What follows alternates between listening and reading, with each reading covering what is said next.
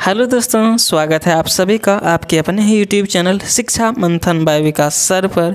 दोस्त, आप सभी को पता है कि मैं रेगुलर अपने चैनल पर एक मॉरल स्टोरी, एक इंटरेस्टिंग स्टोरी को लाता हूं, जिसके माध्यम से आप सभी को इंग्लिश के ग्रामर रूल्स को, वोकैब को तथा इंग्लिश प्रोनाउंसिएशंस को, इंग्लिश के वर्ड्स को, इंग्लिश सेंटेंस का हिंदी में अनुवाद करके आप सभी को बताता हूं। तो जो भी बच्चे नए हैं वो मेरे चैनल को सब्सक्राइब कर लीजिए, वीडियो को लाइक कर दीजिए, वीडियो को दोस्तों के साथ ज़रूर से शेयर कीजिए। चलिए मैं स्टार्ट करता हूं बिना देरी किए हुए। देखिए, सबसे पहले स्टोरी का टाइटल को देखेंगे, उसके बाद स्टोरी को रीड करेंगे। देखिए स्टोरी का टाइटल क्या है, तो स्टोरी का टाइटल है वर्क इज़ वर्शिप। देखिए, आप सभी को पता होगा और नहीं है तो मैं बताता हूँ। वर्शिप मतलब होता है क्या चीज़, पूजा करना, और वर्क मतलब होता है काम। तो इसका हिंदी क्या हो जाएगा, देखो, वर्क मतलब काम, इज़ है क्या है, वर्शिप यानी कि पूजा, काम ही पूजा है। ये जो स्टोरी है उसका टाइटल क्या है, उसका शीर्षक क्या है, उसका शीर्षक है काम ही पूजा है। देखते हैं अब स्टोरी को। There lived a man named Kranti. देखो इसका हिंदी कैसे करेंगे। देयर मतलब होता है वहाँ, लेकिन देयर का कोई अर्थ नहीं निकलता है। क्यों नहीं निकलता है यहाँ, ए लड़का। अब स्टोरी को रीड करते हैं। देखिए क्या लिखा हुआ है। There lived a man named Kranti. देखिए, देयर मतलब होता है वहाँ, लेकिन देयर का यहाँ कोई अर्थ नहीं निकलेगा। क्यों नहीं निकलेगा, क्योंकि देयर जो आया है वो फॉल्स सब्जेक्ट की जगह आया है। जब भी सेंटेंस में देयर फॉल्स सब्जेक्ट की जगह आता है तो हम लोग देयर का यूज़ नहीं करते हैं, उसका मीनिंग यहाँ यूज़ नहीं करते हैं। तो लिव्ड रहता था, अ मैन एक व्यक्ति, नेम्ड नाम की, किसका, क्रांति नाम की। देखो क्रांति नाम का एक व्यक्ति रहता था। हु जो was well versed in making arrows. देखिए एरो मतलब क्या होता है, एरो मतलब होता है बनाना, ये एरो मतलब होता है तीर, मेक मतलब होता है बनाना।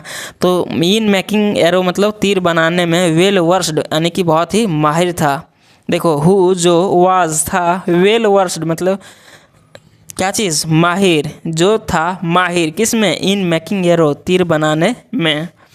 वेन एवर जब कभी, एनीबॉडी सॉ हिज एरोज। देखो वेन एवर मतलब क्या होता है, जब कभी भी, एनीबॉडी मतलब कोई भी, सॉ देखता था, हिज एरोज उसके तीर को, ही नेवर बिकम टायर्ड वह कभी नहीं थकता था। देखो बिकम टायर्ड मतलब क्या होता है, बिकम टायर मतलब होता है थकना, टायर्ड जो है सो वर्ब की थर्ड फॉर्म लगा हुआ है, ये सेकंड फॉर्म है।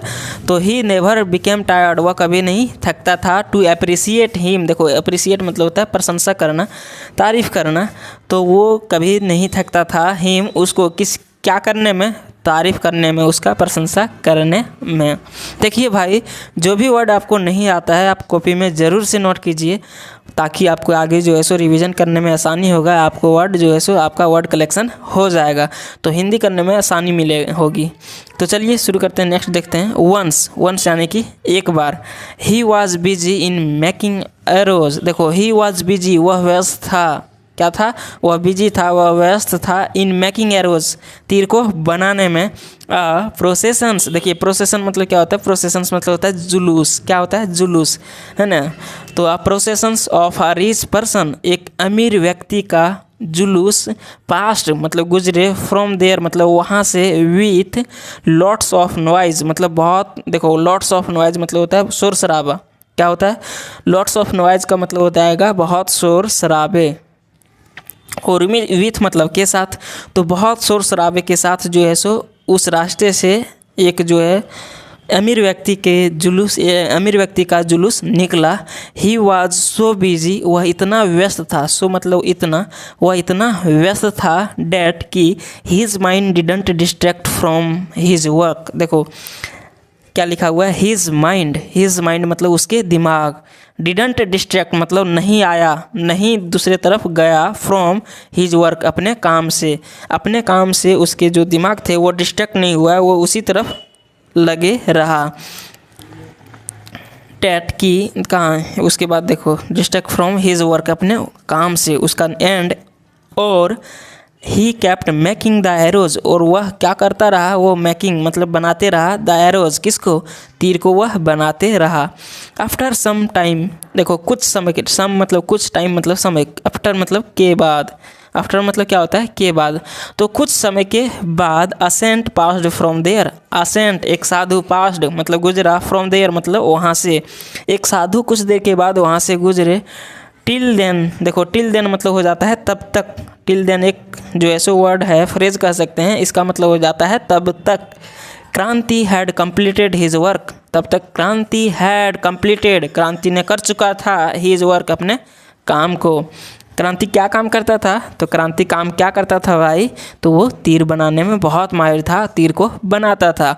तो जब वहाँ से एक साधु, एक सेंट गुजरा, तब तक जो है सो वो कंप्लीट कर चुका था अपना काम को। देखिए नेक्स्ट लिखा हुआ, the saint asked him, the saint साधु ने आस्क्ड पूछा, हिम मतलब उसे क्या पूछा, had you seen the processions of a rich man. देखिए क्या लिखा हुआ है, प्रोसेशन मतलब क्या होता है, प्रोसेशन मतलब होता है जुलूस, समारोह, जुलूस।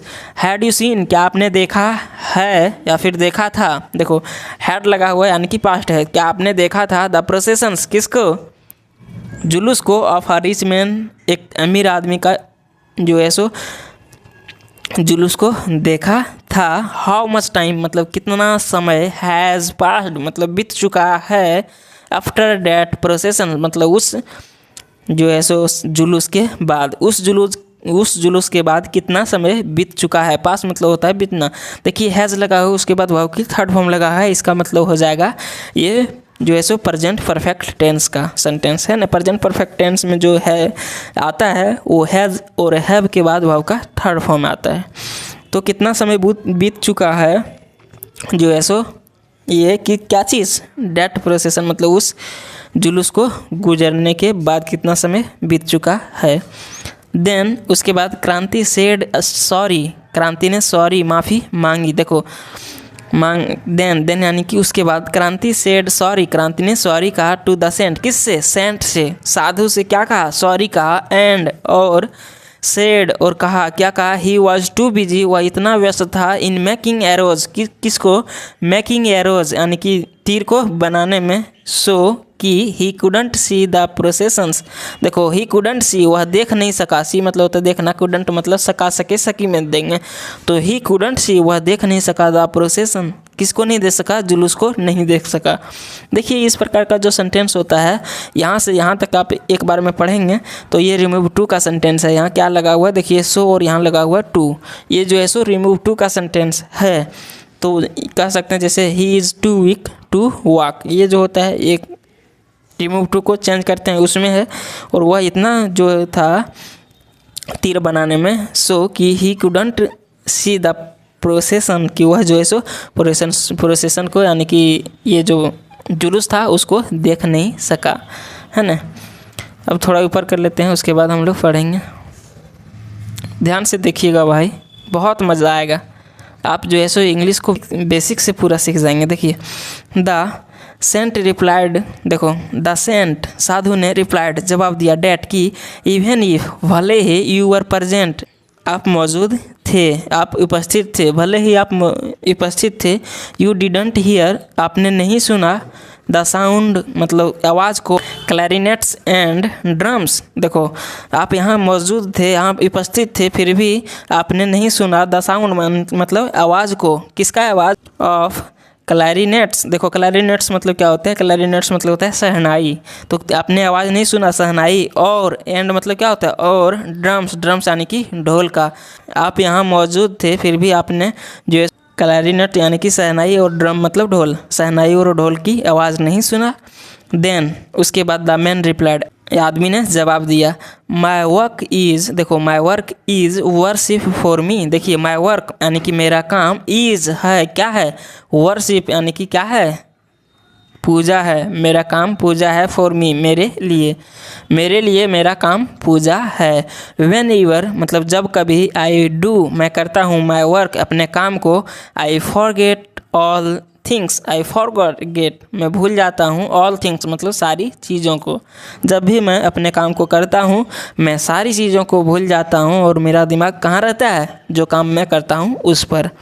दीज सेंटेंसेस, देखिए दीज यानी कि ये सब या फिर ये सेंटेंसेस वाक्य, मेड बनाता है, द सेंट बनाया, द सेंट साधु को, to touch the feet of Kranti. देखो इस जो ये सेंटेंस था उसने इसको बनाया किस प्रकार से कि वह जो है सो टच मतलब स्पर्श कर दिया, स्पर्श किया द फीट मतलब पैर को, ऑफ क्रांति किसका पैर को, क्रांति का पैर को उसने स्पर्श किया। किसने, चरण स्पर्श किया, किसने, साधु ने। The saint observed and said, the saint साधु ऑब्जर्व्ड देखा, एंड सेड और कहा, आई विल ऑल्सो ट्राई मैं भी कोशिश करूँगा, टू डू करने का, माई वर्क अपने काम को, विथ फुल डेडिकेशन। देखो डेडिकेशन मतलब होता है, डेडिकेशन मतलब लगन, पूरे लगन से पूरे समर्पण से अपने काम को करने का कोशिश करूँगा। किसने बोला, सेंट ने बोला। अब देख लेते हैं इस स्टोरी का मोरल। मोरल यानी कि शिक्षा। वंस वर्क, देखो वंस मतलब अपना, ये वंस जो है वो पोजीशन अपने के लिए आया है तो अपना काम शुड भी होना चाहिए। वंस ओनली वर्शिप, ओनली मतलब एकमात्र, पूजा होना चाहिए, अपना काम अपना एकमात्र पूजा होना चाहिए। तो दोस्त ये स्टोरी से हम लोगों को सीख मिला, क्या सीख मिला कि जो भी हम लोग काम करते हैं वो अपने काम में डेडिकेशन, पूरी लगन से, पूरी समर्पण से रहना चाहिए ताकि अपना काम पूरा अच्छे तरीके से सफल कर सके और अपने स्थिति को आगे बढ़ा सके। तो दोस्त ये स्टोरी आप सभी को कैसा लगा आप इसे कमेंट में ज़रूर बताइए, और यदि स्टोरी अच्छा लगा होगा तो प्लीज़ अपने दोस्तों के साथ ज़रूर शेयर कीजिएगा ताकि साथ साथ आपका दोस्त भी अच्छे इंग्लिश सीख सके और आप लोग अच्छे से इंग्लिश में कन्वर्सेशन कर सके। तो दोस्त हम लोग मिलेंगे फिर नेक्स्ट वीडियो में, तब तक के लिए जय हिंद, अपना ख्याल रखिए, अच्छे से रहिए, ध्यान से रहिए।